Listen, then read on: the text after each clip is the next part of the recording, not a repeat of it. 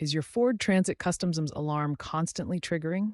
It's a common issue, especially in 2013-2024 models.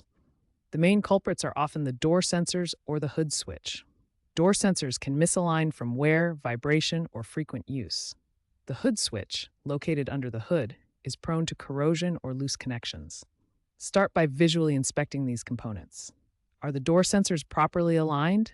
Is there any visible corrosion on the hood switch? These are the first steps in diagnosing the problem. Also, ensure that your battery voltage is above 12.5 volts, as low voltage can cause issues. For door sensors, try cleaning the contacts with isopropyl alcohol and ensuring they're properly aligned. For a corroded hood switch, replacement is often the best option. Aftermarket switches are available, even from brands like Mopar. Once the issue is addressed, you'll need to reset the alarm system.